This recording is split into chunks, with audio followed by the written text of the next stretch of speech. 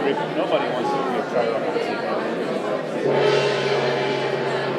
Writing the tickets is so fucking important. It is. Okay, let's start. Welcome at Idealo. I'm very, very happy to have you all here and to be able to host this great event here at Idealo this evening. My name is Andreas, and if you have any questions about Idealo, don't hesitate to ask me. I will be over there this evening. Right now, I'd like to hand over to Jens, the organizer of the PO Dojo. Thank you, Andreas. Yeah, welcome, a warm welcome to everybody. It's really a lot of people today to the PO Dojo studio meetup. And a big thank, of course, to Idealo for having us with you here. And just a little information about the PO Dojo studio. We set up this meeting as a kind of open space for everybody who's involved in product banking. My name is Jens Osterwalder. I'm a design thinking coach at the PO Dojo, together with Stefan and Catherine, the founders. And what we do when we don't do meetups is creating learning experiences for everybody who likes to learn things like the ones that we hear a little bit from Alex this evening. I have some note cards here that I don't forget anything. And we are very excited to have Alex Osterwalder with us tonight. I think most of you know him already. He's a thought leader in business model innovation, inventor of the business model canvas, for example. But it's not everything what he did. He does a lot of other things too. And just recently, Alex teamed up with Dave Gray, author of the Game Storming book. You might know this book. And thought for ways how to deal with organizational culture. So let me just shortly ask you some little questions around this. So who of you is trying to establish things like, or frameworks like design thinking or other agile ways of working in your organization? Yeah. And who is facing organizational challenges as a leader of product teams? Quite a lot of people, yes. And who's struggling with innovation in a given organizational context? I think we got the right topic tonight. Yes, we at PO Dojo, we know a lot of these stories already from people that come to our trainings. And at the end, all of these issues, they are around culture, organizational culture. And we think that great culture is a prerequisite for making great products, or the other way around, when you have a creepy culture, it's very difficult to come up with a nice product at the end. So that's why it's a perfect fit that Alex Osterwalder will provide a session about culture and leadership in innovation programs today. And we are very curious, Alex, the stage is yours.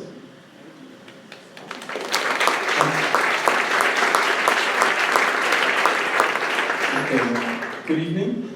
The Swiss are very funny, so I'll try to make jokes. The next 60 minutes, you don't have to laugh, but you can make me happy if you laugh, so it's very kind of you. You might start crying after a while. So I'm going to talk about organizational culture, but in particular in the context of innovation, coming up with new stuff, new products, etc. Okay? So let me just check so I can calibrate what I talk about and how I talk about it. Who of you is from a startup environment, which means less than 2 years, because after 2 years you're not a startup, you're a failed company that can't scale. That's what I was told. Who is from a startup, like 0 to 10 to 20 people, okay? Who of you is from a more established organization, meaning you have maybe 5 years under the belt, you're maybe 500 or 1,000 people? Okay, who's beyond 1,000 people? Okay, great, so very mixed audience, so great. I'm not going to be able to calibrate, I'm just going to swing wild to the left and to the right. But there are a couple of things I've seen. I mainly work with large organizations, like Colgate, MasterCard, GE, Nestle. But I also love spending time with startups, so I can see both sides.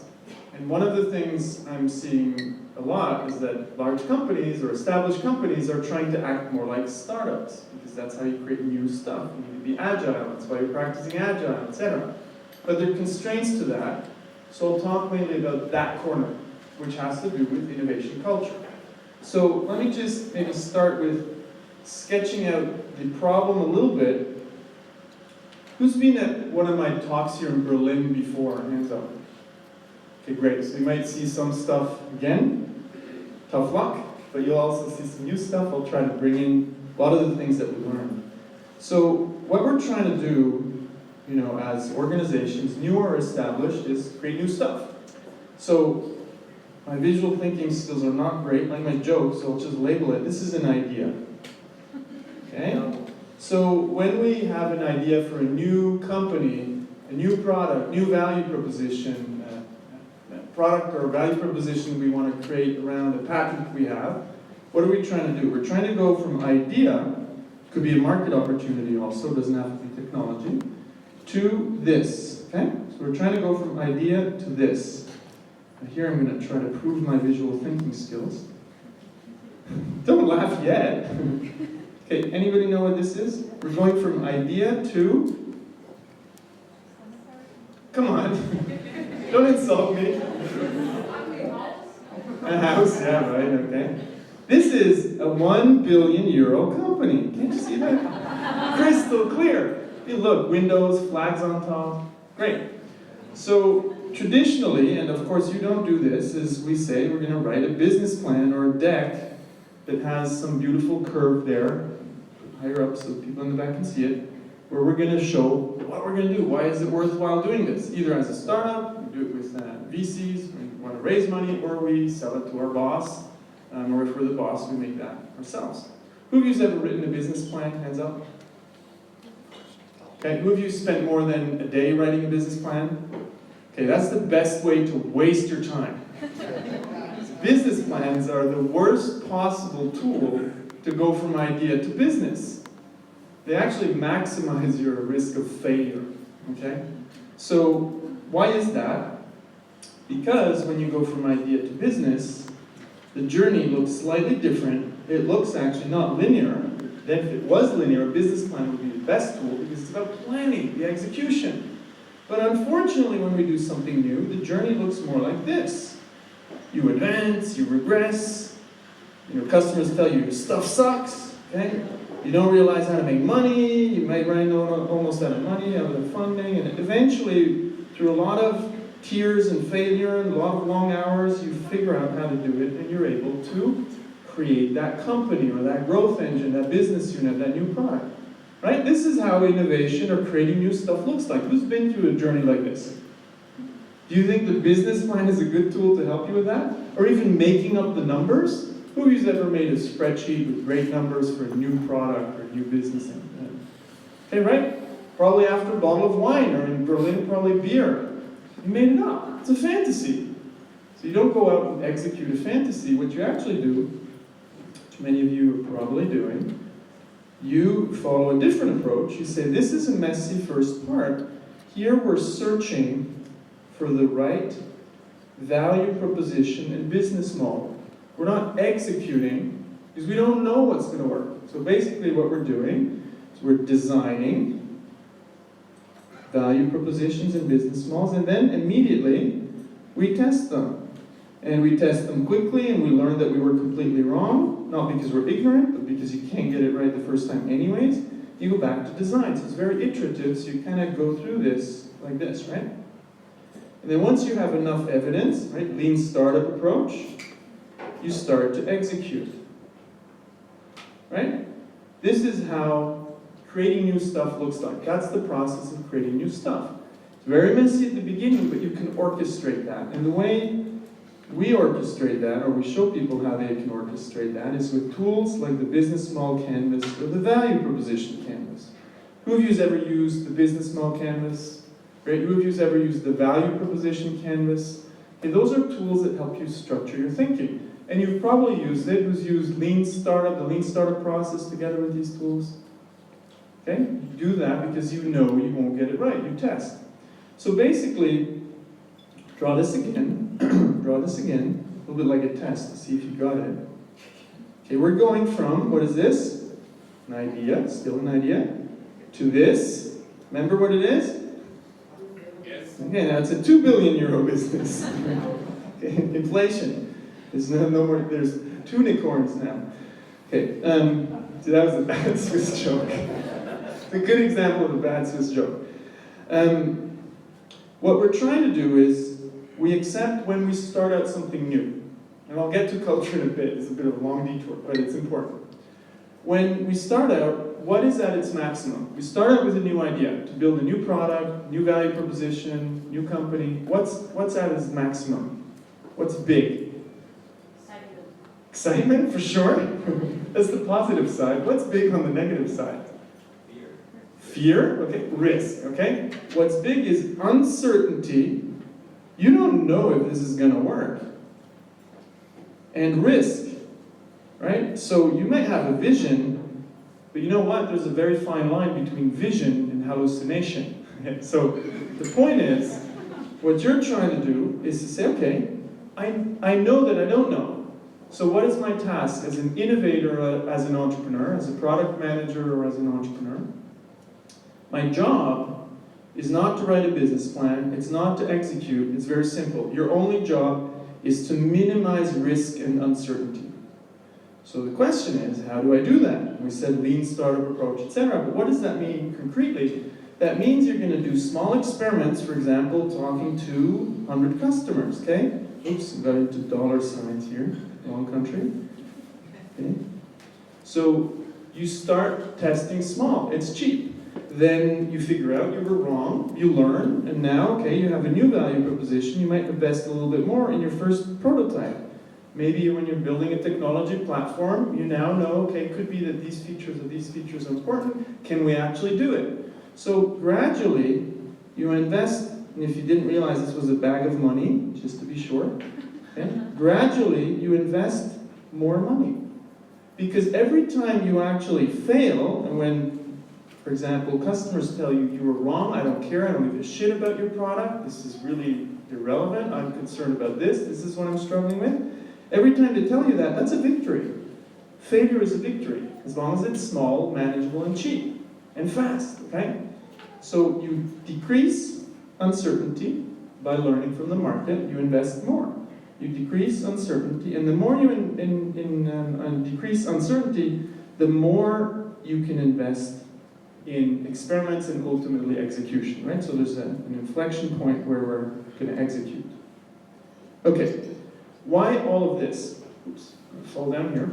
Why am I showing you this? Very simply because if we're in established organizations, this is the last thing people want to do if they want to have a career. Why? What gives you prestige in an established company, or in any company with more than 20 or 50 people? What gives you prestige in companies? Success. Well, what does success mean? Headcount and budget, okay? So the more people you have, the more money you manage. Oh, I'm managing a $1 billion or €1 billion business unit, and I have X thousand people. That gives you prestige. Now, what's the problem here? It's the contrary. So actually, to do innovation right, you need no people, no titles, and no money. Innovation is actually not expensive when you do it right at the early stages. There's a moment where you can invest in technology and then costs go up. But that's a bit later down, right? So you gradually invest more. Today, this is where we're getting to culture, still a lot of companies, they make what I met Rita McGrath for lunch today. If you don't know Rita McGrath, look up her stuff. She's a Columbia Business School professor, I think number one thinker in strategy. She says companies today, they still make wild ass gambles. They make big bets on big ideas, and they make few of those. Rather than taking the startup approach and saying, nah, it's probably not very safe to invest in something we don't even know is going to work. So you gradually work yourself towards that vision. You can have a big vision, but to make sure it's not a hallucination, you do it gradually with these small experiments. So this is the chart I use to sell this whole agile process and lean startup to senior executives in companies around the world. Because if I use lean startup, they're going to say, startup, that's not for me. I'm a 10, 20, 100 billion euro business. I don't care about startup stuff. So I just show them this. Now, slowly moving to culture. What does this require? What do we really need to be good at to do this? Okay? In order to do what I just said. Decrease risk systematically and gradually experiment more and more and more. What do I need to be really good at? What's my core skill? What's my core skill? What do you think? Just give me a couple of things. What does that mean? Oh, like see it as a child, yeah, great, absolutely. Definitely an important one. Learning, you said? What do you need to do to learn, actually? What do you need to do? Listen, okay? Where does the learning come from here? From experiments, okay? What is probably going to happen when you experiment and you have no clue yet if it's going to work or not? You're going to fail. So your biggest skill is to take in failures the whole day long. So the better you're at failing, and I know failing is not the goal, don't get me wrong, the better you're at failing, the more likely you are to reduce risk, okay? So as an innovator, an entrepreneur, as somebody who's building new products, you need to be world class at getting humiliated the whole fucking day.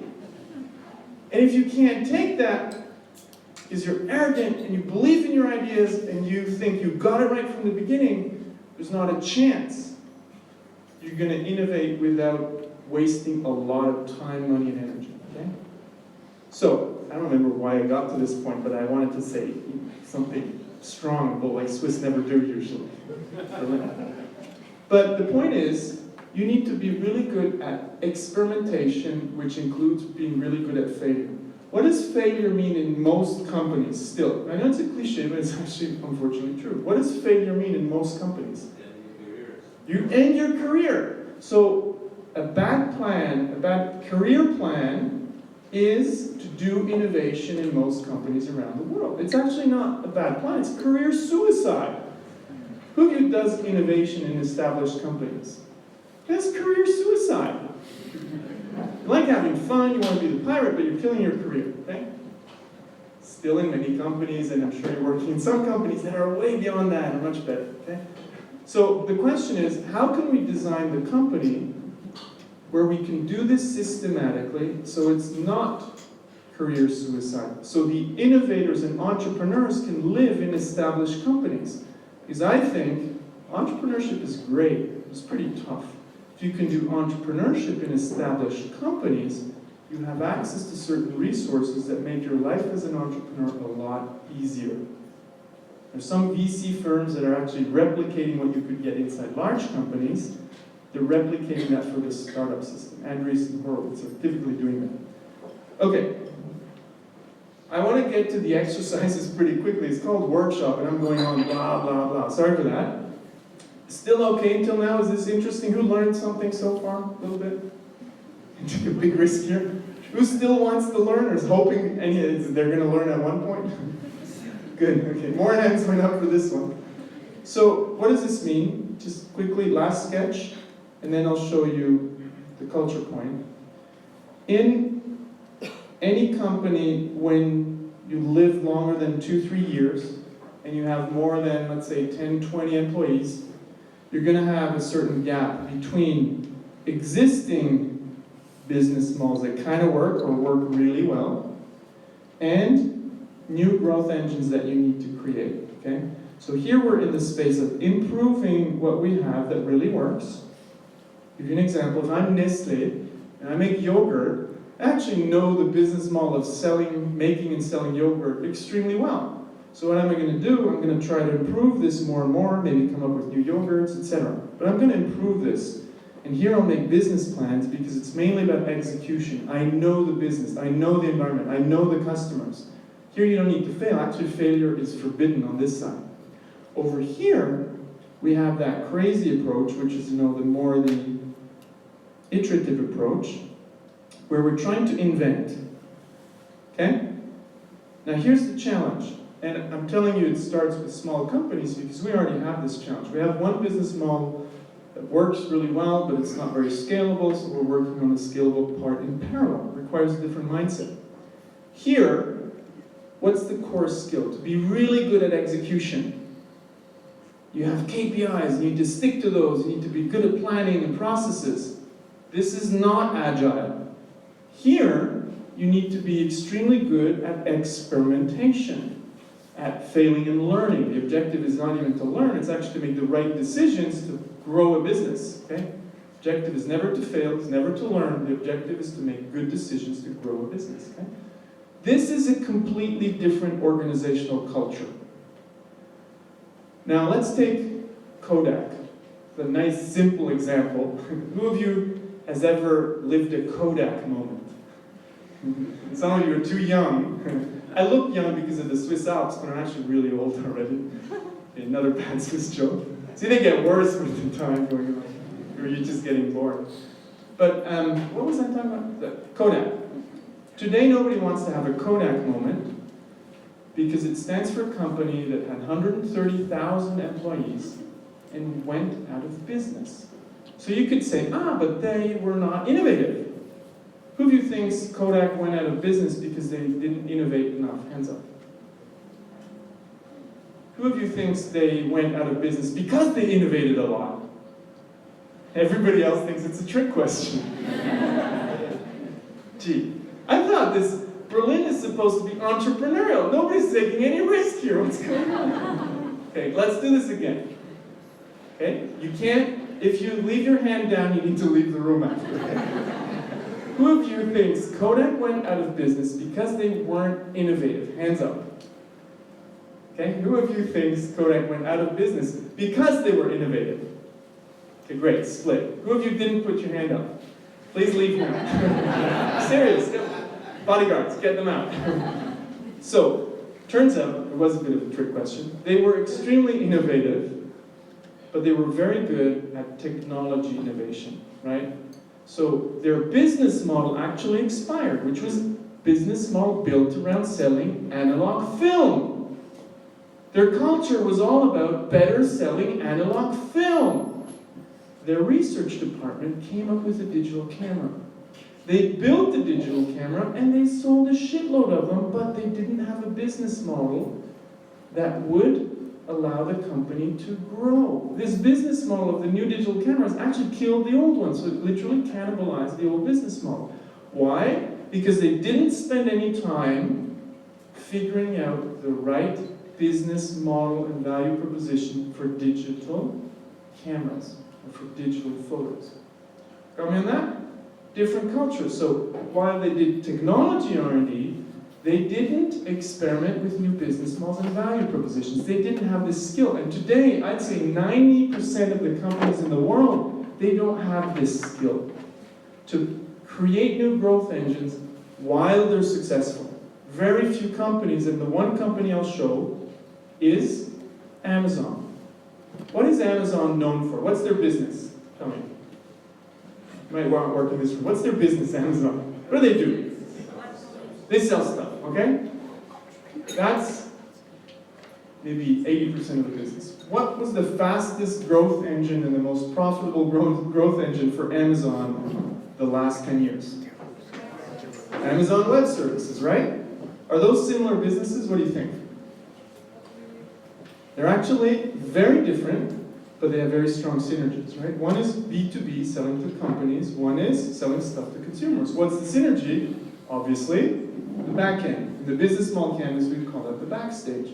Most companies would, if somebody said, hey, we want to do Amazon Web Services, most companies would have said, are you fucking crazy? We're an e-commerce company. We sell stuff. You want to sell cloud storage and computing capacity to other companies? Are you out of your mind? Except if you have a visionary at the head of the company and somebody who understands experimentation and who doesn't say, why the fuck would we do that? But who says, why not? Let's try it. If we fail cheaply. if we succeed big, okay? So he gave this space. Jeff Bezos was not the person who invented it, but he's the person who created the organizational culture for this to live and thrive.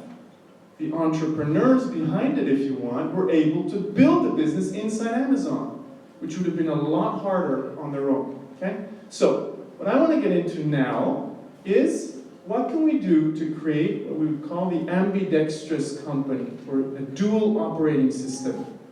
We're excellent at execution, world-class at execution, and we're world-class at inventing shit. Very hard to do simultaneously because it requires two different cultures. Okay, so that's what we're going to try to do. Let me see if I can switch here.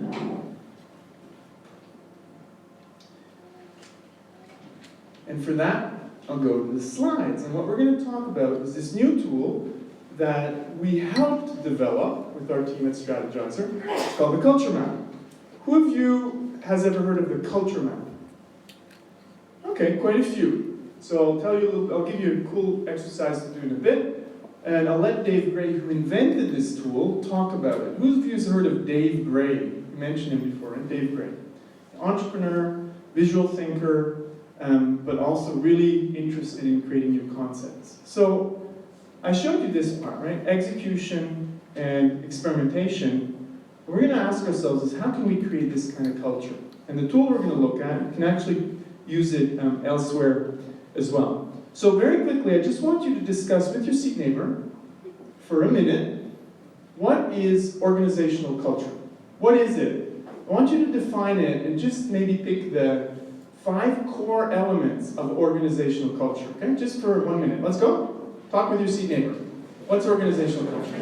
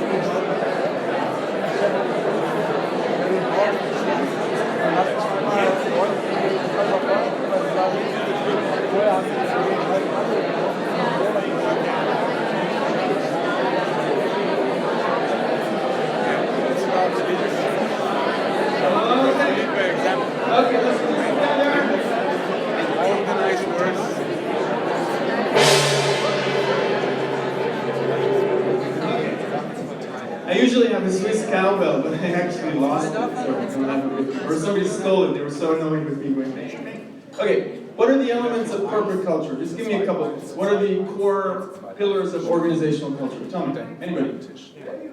Values, okay. Habits, okay. Leadership, okay.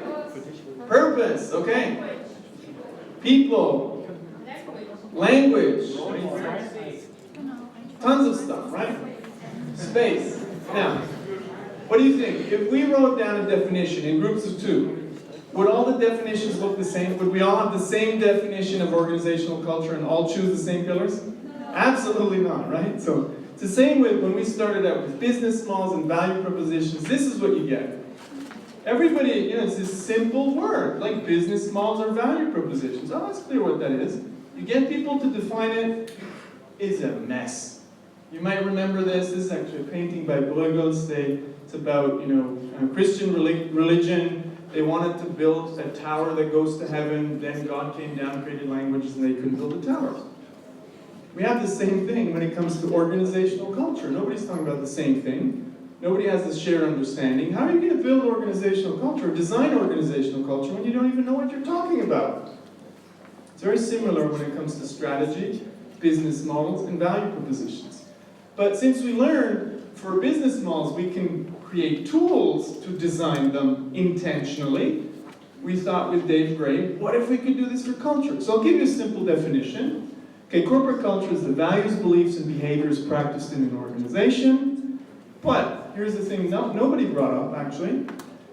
Culture is the habits, blah, blah, blah, of a group. These form over time because they are rewarded or punished. Nobody put rules, and maybe rituals, into culture. But culture comes from somewhere, okay? So we'll take this and we'll add it to our definition. So all this formed over time, or forms over time because they are rewarded or punished by formal, informal rules, rituals, behaviors, etc.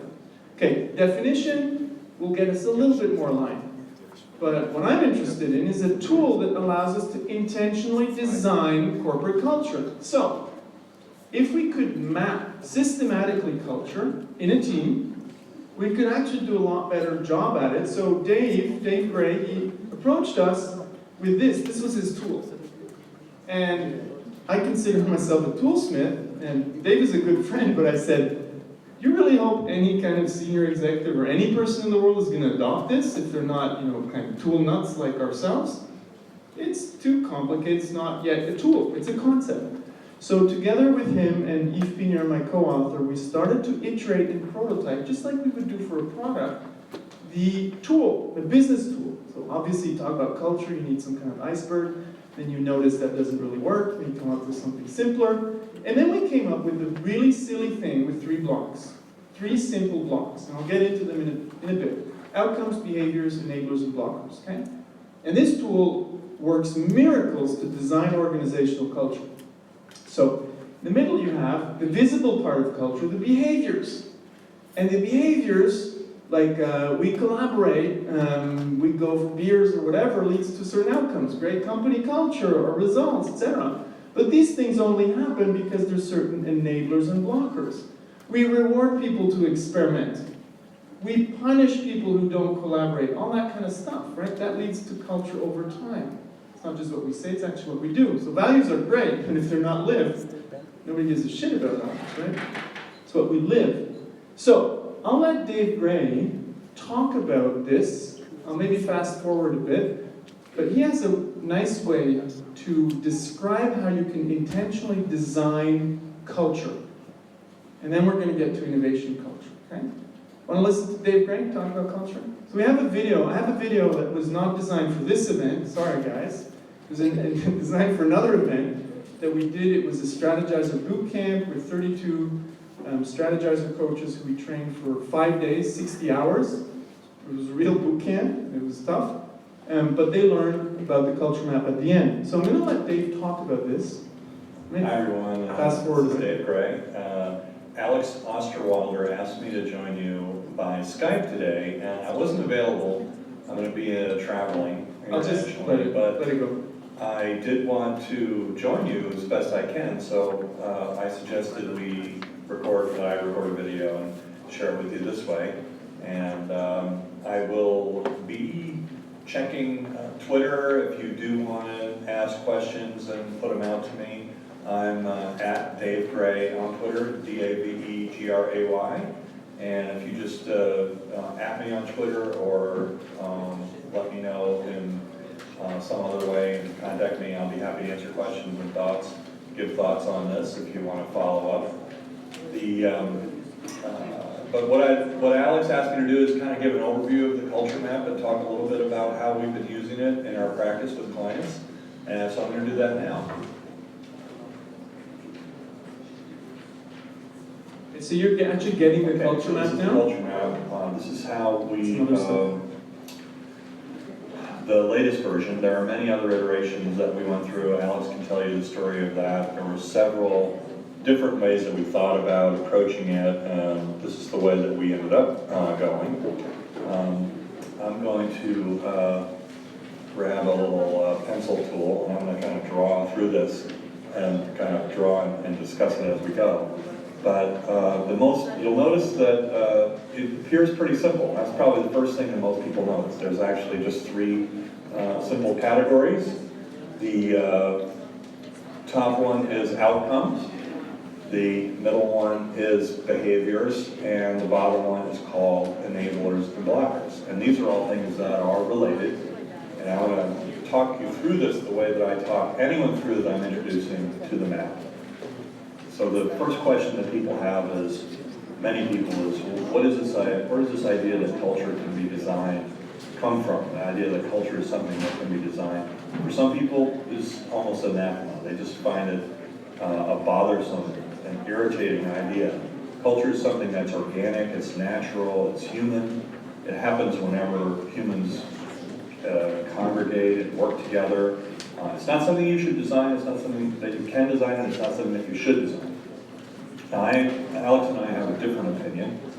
We believe that culture is something, yes, that it is something that happens organically. It happens whenever two people interact together in sharing a goal or a purpose, they are creating culture. In fact, whenever two or more people interact together in any way, they are creating culture. So it's even for startups, right? It's sort of the collective behavior of a group, the habits, if you will, of a group. Now, what I'm going to show you here is how we think of culture design, and the metaphor that we like to use is a garden.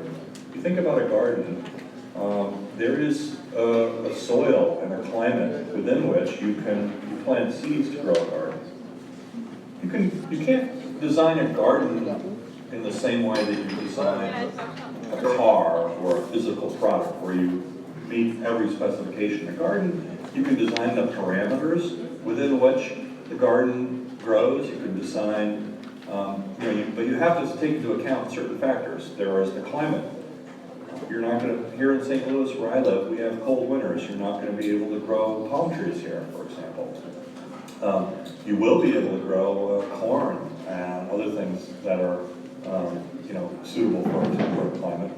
So if you think about the soil, the enablers and blockers down here, this is the soil. This is where you're going to plant the seeds, and this is the environment that you have, the climate, the environment that you are able to create within your company.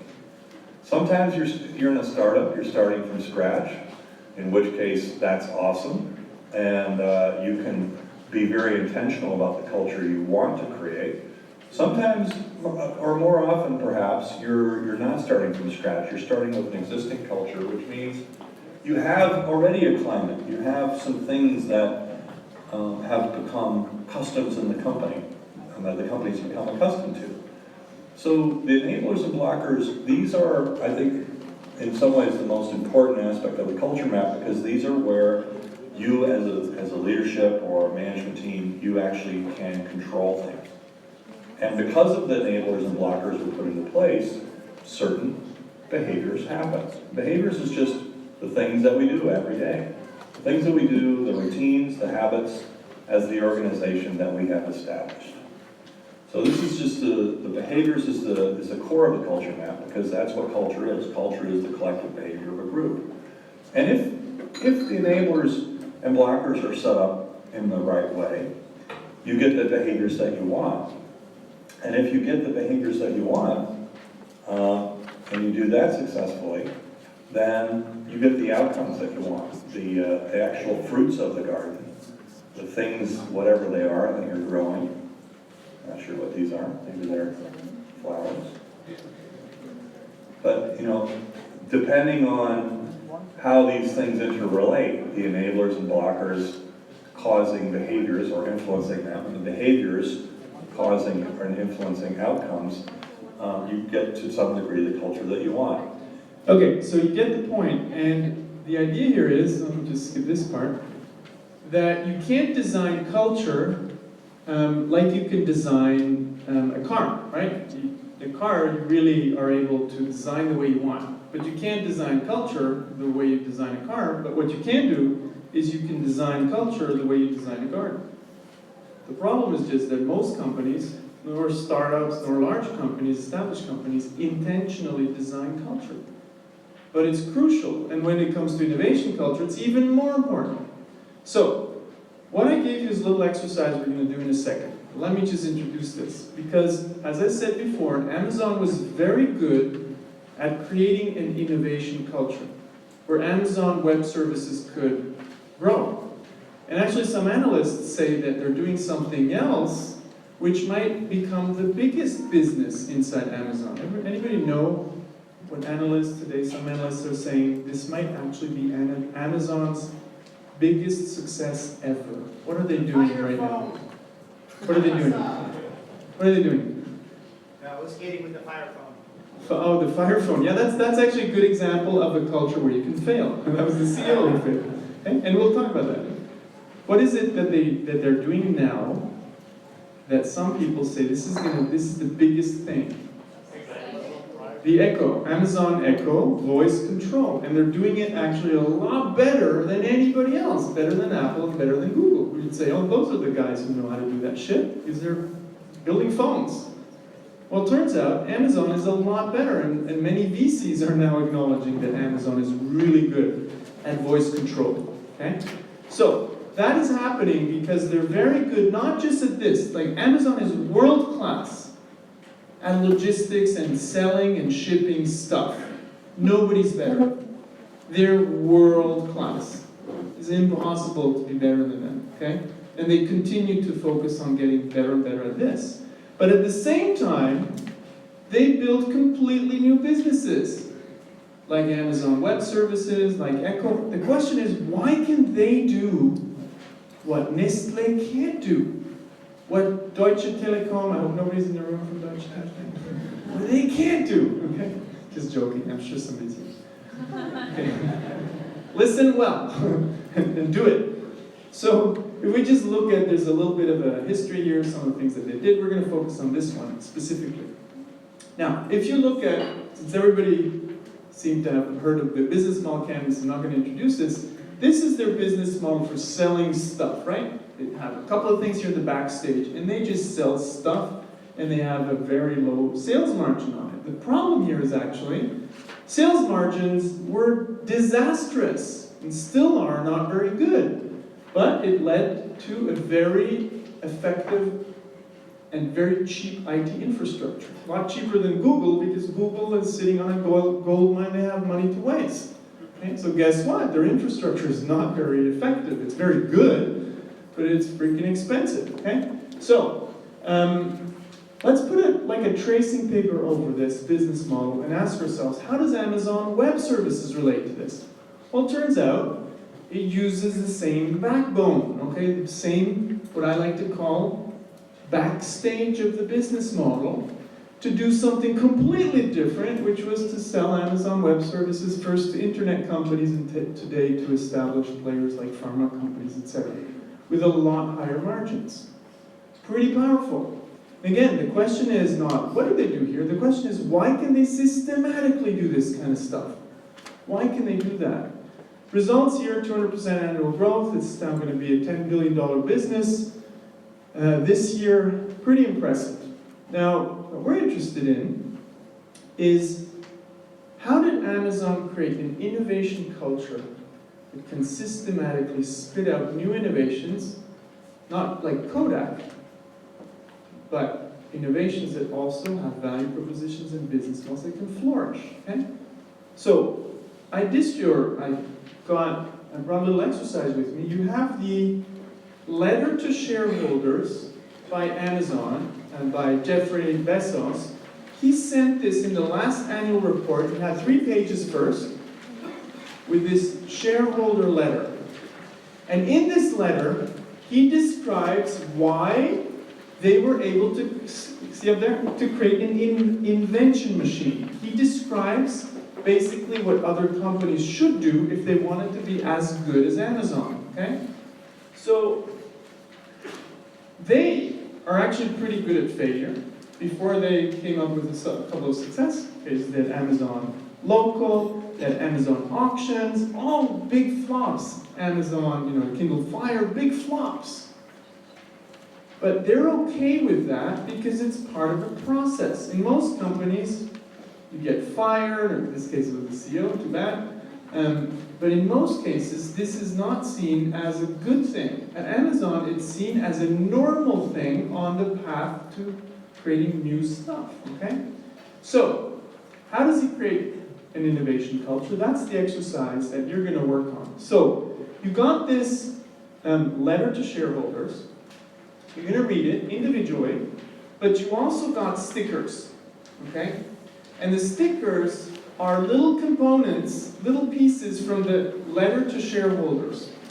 What I want you to do is to see if you can take, this is actually a prototype exercise, you haven't done it too often, if you can take these different components and put them at the right place in the culture map. Are we talking about outcomes? Are we talking about behaviors that he's mentioning? Are we talking about enablers and blockers, okay? So your task is to take this, oops, no! Oh my goodness! Ha! Needed to give you a little bit of a head start. Okay, I'll give you, let's say maybe 8 minutes to read the letter, just fly over it. Anything that's highlighted is important, you don't have to read everything. And then in teams of two, shh, just lend me your ear for a second. You're already working, but you don't know what you're supposed to do. Not a good process. You put the stickers in the right boxes, okay? Read it very quickly. The portions that are important are highlighted. Read those mainly. And then in teams of two, put the stickers in the right boxes.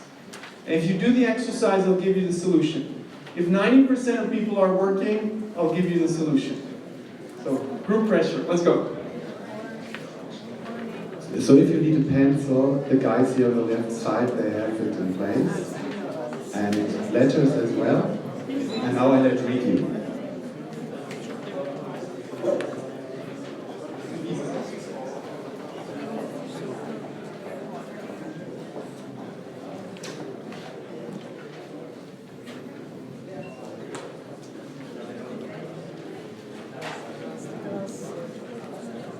Yeah, sure.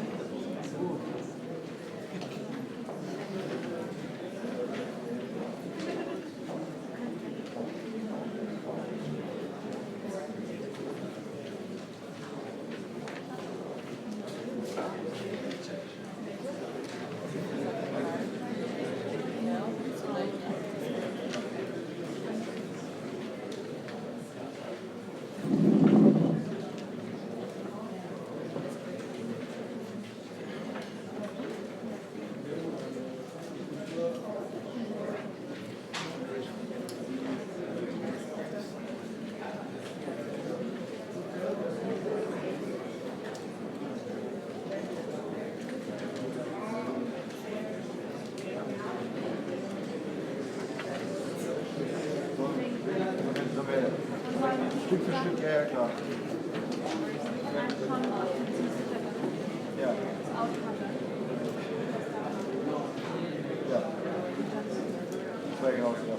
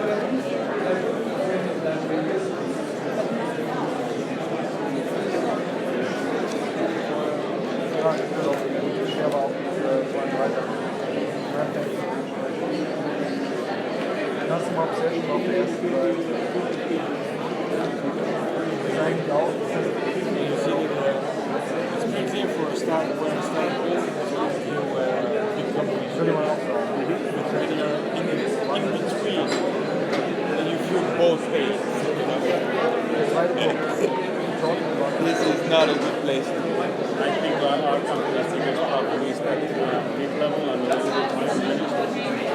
Has a tendency requiring extreme control. Okay. A risk takers there.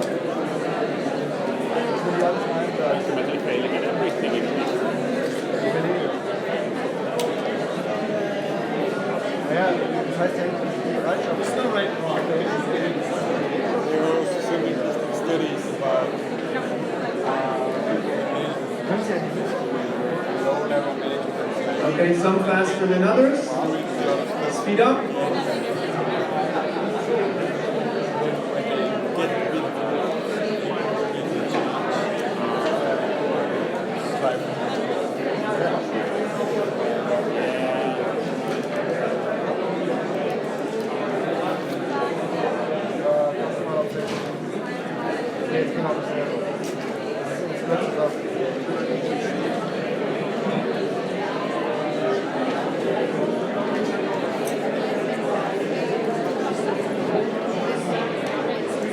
I went for a lunchtime swim today.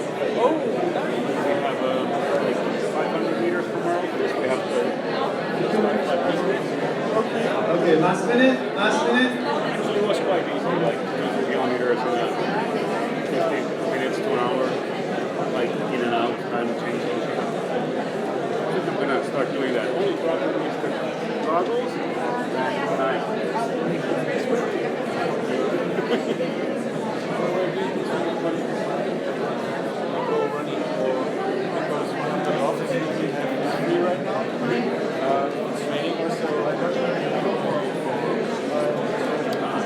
Okay, let's do this together. Let's do this together. Ja. I'm getting better at this. Good. I'm used to Swiss cowbells. This is more sophisticated. It's Japanese. Maybe not. Okay, let's do this together. So just one thing. It doesn't actually matter that much where you put this stuff. When you have a let's say it does. I mean, there's some structure to it. But let's say you're having a conversation with your team. Who of you manages, at least 1 or 2 people? Okay. So when you have a conversation with your team, a tool like this, the main goal is to structure the thinking in the conversation. If you're going to put it here or there, you're not going to have a crazy discussion around where do we put this thing. The important thing is you get it out. How are we behaving? And what leads to that behavior? What are the things here? Could be. So we were having a small discussion. Somebody said, oh, so these are all kind of the rules that the top management puts in here. Well, not necessarily. It could be that you have meeting rooms or board rooms where you have tables that you can't move because they're so big and heavy, chairs that you can't move around, and not a single whiteboard or flip chart. Guess what? That's going to block any type of normal creative working with sticky notes or whatever, right? So the physical space can also be a blocker or an enabler. So you can have all of those kind of things here. What we're ultimately interested in is a certain desired outcome, right? And desired culture. Now let me just go through this one quickly. It's just to get you to play with the tool a bit. It's actually only the second time we use this exercise. Check the language maybe a bit more. But Amazon has these behaviors according to Jeff. Customer obsession, eagerness to invent and pioneer, willingness to fail, patience to think long-term, professional pride, and operational excellence. What does that lead to? What does that lead to? That definitely leads to growth, these couple of things. If you look at the proof, well, Amazon was the fastest company to grow from 0 to $100 billion in revenues, not just growing in e-commerce, but building completely new growth engines, okay? Like this. And then Amazon Prime, Marketplace, they have a lot of different new things that emerge because of this behavior. So now what's interesting is, okay, and did you see this one? This is what he said in his letter to shareholders. Amazon is the best place in the world, according to him, to fail. Well, good for him, because he actually did the Kindle Fire, right? So, then what we're interested in, this is the drivers are where we have leverage, right? These are the levers. This is what we're most interested in. This is how you design your garden. Remember Dave Gray called this the soil, where you have the roots of your culture. So what he would say is not good is a one-size-fits-all decision-making culture. That is actually a blocker, right? Slowness, unthoughtful risk aversion, failure to experiment. These are all the bad things that they don't want. In his letter, he says this is not good. Then he tells us what they do to actually have innovation. They have individuals that are very autonomous. They have a risk acceptance mentality. They go very fast on changeable and reversible decisions. And then there are a couple of things here over in the social space which allows people to come back after they left, etc. This is less important. Okay, that's a very concrete case from the shareholder letter. Now, what I want us to do, very quickly, is to take this and ask ourselves, okay, if we want to create this lean startup culture, if we want to create an innovation culture, what are the things we should do? Okay, what are the things we need to put in place? So let's look at this quickly. Here in the middle, what do we have? We have certain behaviors. This is what you would want to see in a company that's good at doing lean startup, innovation culture. We act on evidence, not opinion, okay? So decision makers can't say, I like this, I don't like this. They can say, oh, that evidence is very strong. Oh, this evidence sucks. Can you bring me more? That's acting on evidence, not opinion. We test before we execute. We don't write business plans that we execute, but we make small experiments. We start with cheap experiments. So, making, who of you has ever heard of Better Place? Anybody heard of Better Place? They built a whole battery swapping infrastructure, which is the most expensive experiment you can do to prove a business is going to work. And unfortunately, they lost $850 million in the process. And that's not a very good, cheap experiment. Okay? We test problems, then solutions. So who of you is in a technology company or is an engineer or something like that? Okay, what do you like to do? You like to build shit. Okay? When I say test, what do you think? I make a prototype of this thing so I can show it to people. And I'm going to ask them, hey, what do you think of this prototype? Do you like it? And what is she going to say? Yes, no, maybe. But the problem is, I framed the conversation, the experiment, around what I think is important or interesting or doable. But I might not know that she doesn't care about this at all, because what she's really struggling with is this. But since I framed the conversation around this, we're here. So what if I put this in the back of my mind and I ask, okay, so what are the biggest things you struggle with during your day, and what are the things you're trying to get done, etc.? I framed it around what matters to her, not to me. That's what I mean with testing problems, not solutions. Okay? So simple stuff, but that we want to put in place systematically. Okay? So that's where it gets interesting. We reward experiments. We celebrate learning from failure. We have middle management that supports this whole approach. We have execution and innovation that collaborate. And here's a good one. People choose innovation as a career path. Who have used in a company where you could really say innovation, new stuff, failing and experimenting is a real career path that can lead to the very top? It's pretty rare. Okay? Try to do that. Good. One person in the entire room. Okay. So, what does that lead to? Why are we doing it? Very general, we saw that. Okay. Reduced innovation risk, higher return on R&D, and ultimately that leads to new growth engines. Here's one thing what I mean with high return on R&D. Means turning technology into value propositions and business models. Remember Kodak, the Kodak example? They had great R&D. It's just that nobody bothered to turn the really interesting new stuff for the future into value propositions and business models. It's a bit black and white. They tried way too late. Okay? So R&D, doing technology shit, really is not enough. Rude language today, sorry. I'm tired.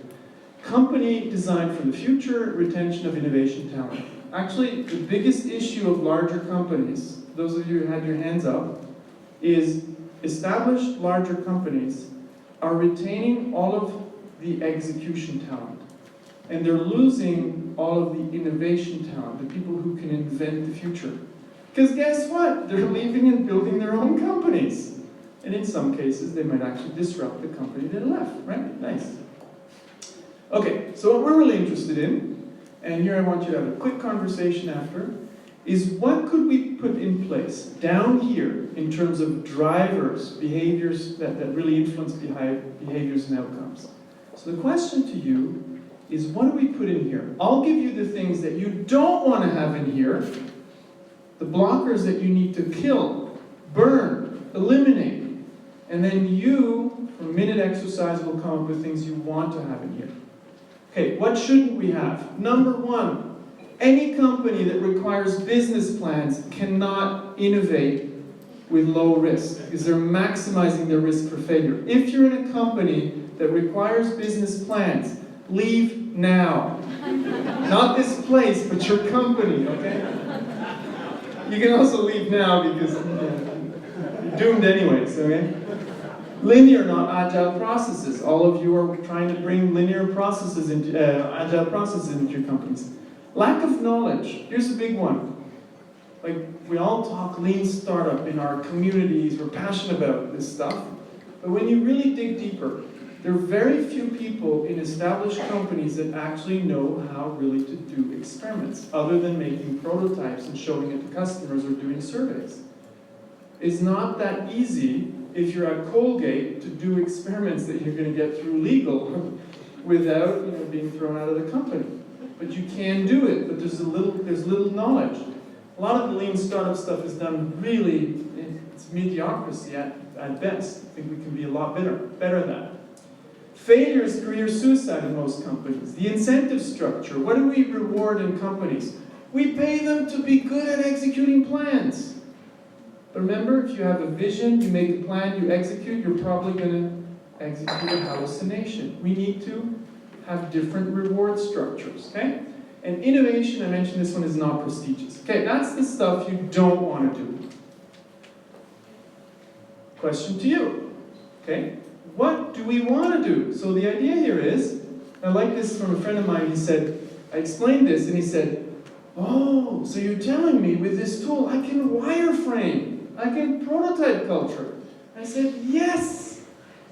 You can even test it with the lean startup approach. So the point is, we can go from an as-is, present-state culture, good or bad, desired or non-desired, but we can go from an existing culture to a desired-to-be culture that we're going to prototype and implement. So, if you're managing a team, your first conversation probably shouldn't be around the desired culture. It probably should be around, okay, what's our culture today? How do we feel about it? And you can only do that if you're a leader who really created a space where people can freely talk. Now that many leaders are good at that, right? Because people are afraid to tell the truth. Oh, your decisions suck. What? Okay, so, I hear that all the time. Okay, so what do we do? What do we create? Task to you is, what do we put down here in terms of sticky notes, things that enable the kind of culture I mapped out before. And I'm going to put it up again in a second. So in groups of 2, quick conversation. What are the few enablers you would want to put down here that lead to a lean startup culture? The culture you desire. Okay, let's go. 2 minutes. Use the same thing. And just scribble some stuff down. That's the bottom layer you're starting to fill out.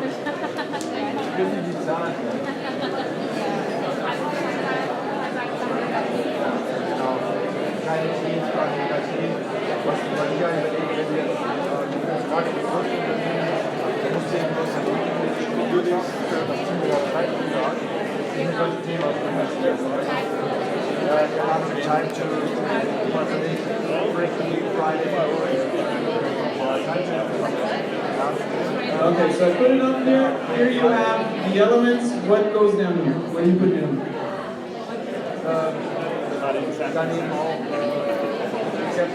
Okay, you want to, what else? Because I need culture support and help. So I was at 3M R&D around business model. Here, word system or build. What are these people going to do business? They have engineering.